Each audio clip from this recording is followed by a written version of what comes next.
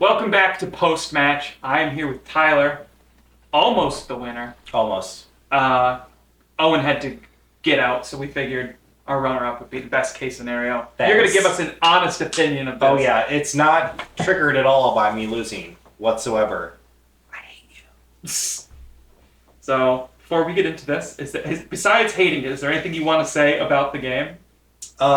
This was definitely a fun game. I wish it would have been more accessible to multiple players, because I know we made a contingency rule for having 5 players instead of the normal 4.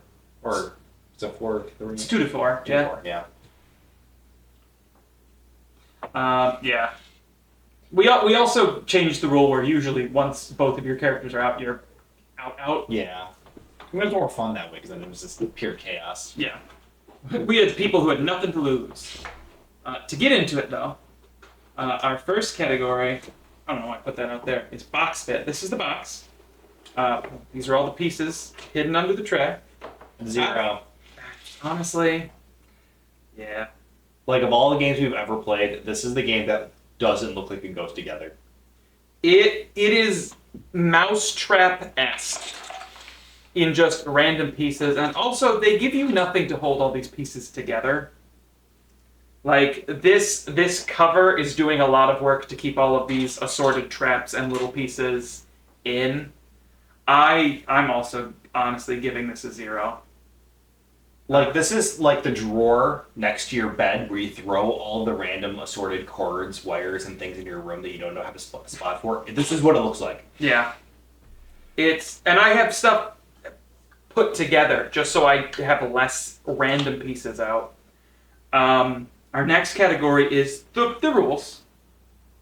Out of 10. We went over this briefly. We did a couple different, because the rule is you normally have to end on the skull and crossbones in order to get the trap card right. Yeah. But we changed it so you just pass over it to the trap card. We had to speed this game up a little bit.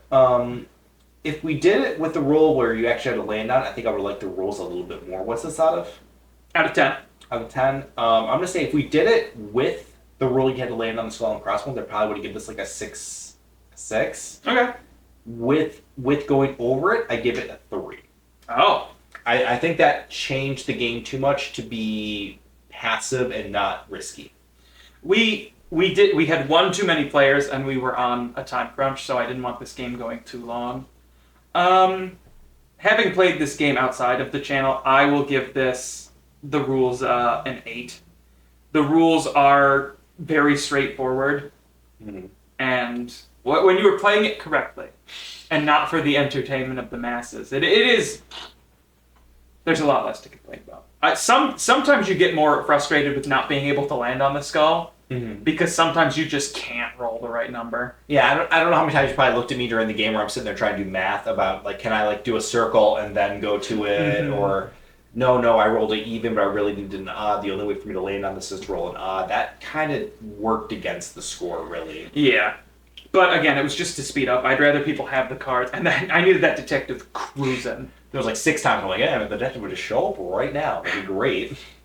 We have people who need a nap time. With that, though, we do transfer into the gameplay itself. Out of 10. You know, I had fun. This was a lot of psychological guessing about who had what. So I'll give it, is it out of 10? Yes. I'll give it a 7 out of 10. Okay. I'll give this one another 8. I think the way we played it was a lot of fun. I think the way it's typically meant to be played is very entertaining. Again, a lot of the points just come from how fun pulling the traps are. And killing characters, yeah. Oh yeah, that fireplace. That fireplace killed so many people. Just go away from it. Just don't go near the fireplace. 7 people died there, and man, I'm going to check out that fireplace. I think there might be something over there. Our next category, simply short-term replayability. Out of 5, we just finished playing this. How much do you want to play it again? Like right away. Honestly, of all the games we've played a lot of games on this channel now. This is probably the game that I've least wanted to play again right after. So I want to give this a 2 out of 5. Okay. I'll probably also give it a 2. This is kind of a one and done game. Yeah. If somebody had gotten out quick, I might be like, let's do one more. But it's It does what it needs to do. In terms of long-term replayability, though, out of 5. If someone's brought this up like months later of not playing it, yeah, I'd probably give this a much higher score than out of 5 again, right? You said Yeah. So I'd probably give this a 4 out of 5. Okay. Because I feel like this is like a group of people. Like, I feel like a lot of fun comes with this game with playing with people who have not played it before. But when you have a lot of people who have played it before, it kind of loses. You kind of know how the game Yeah. goes. I'll give this a 3, because this is a game I pull out once in a blue moon. Kind of the only reason we did play it over other games is because this comes out on the 13th, I think, or the next day is Friday the 13th. It's one of the two. I scheduled this for some reason. Oh, okay. Outside of all that, final category out of 10 is just how did you like the game overall? This is my very first time ever playing this game. I know other people like you have played this game before. On a first go, I want to give this an 8 out of 10. Okay. I actually think it was a lot of fun. I know I gave it earlier saying I didn't want to play it again, but for that one time of playing it, it was a lot of fun. So I'm gonna get the 8 out of 10. Okay. I get that. There's just unfun games that are fun once. Mm-hmm. And that's kind of how this is like a once in a blue moon kind of game. I will give this probably an 8 as well. I rather enjoy it. It's not one that I'm always keen to bring out, but I knew that, I think Jordan said last week, we grew up on the sequel to this game, 1313 Dead End Drive. So that was a more kid-friendly game? It was more... Yeah, you were more able to win. So instead of the portraits, there was a physical will with like 32 characters on it. And like 2/3 of the characters started with a bag of money. And then at the top of the will, there were people that had like 4, 8, 10, 12 bags of money. Okay. So a lot of characters, you can leave with a little bit of money. Or you can try to kill the people at the top and get a lot of money passed down to you. Okay, so a little more, I want to say, like, maneuverability about how to win that game. Because you could, like, you might not be able to get everything, but if you left with most of it, you still won. Not like this where it was either you won or you didn't. Because it was a game that you played up until something happened to the last character, either death or escape. Because I think it was a serpent of who got down the money, and at the end, if you killed the last player, it went to like a charity. Oh, okay. So like if you got out like 5 bags of money over the course of the game and everyone else got out like 2 or 3, you could just start killing people, so the rest of that money goes to charity, so you could still win. It was more ways to win, more ways to play. It was more geared toward try to escape. Okay.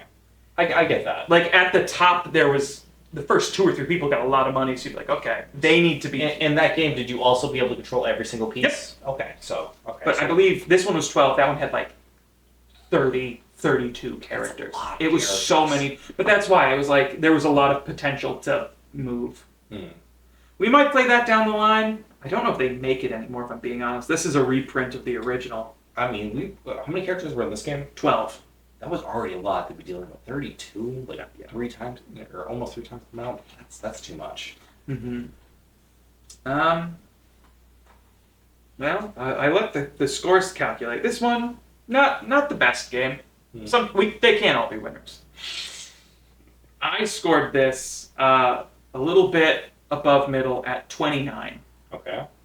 You gave this a score out of 50 of 27. That seems fair to me. So, a little above half.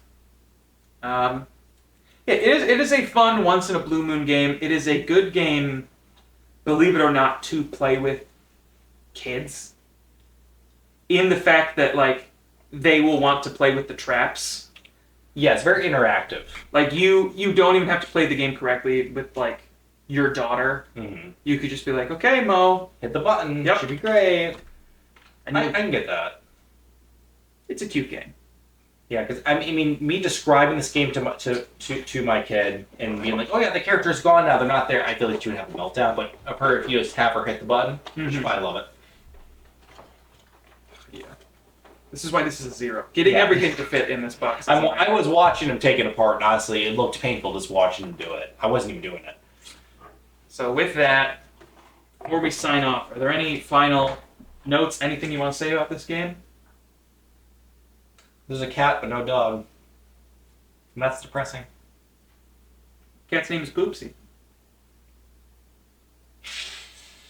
Poopsie. Yeah. We'll see you guys next time. Bye, guys. Later.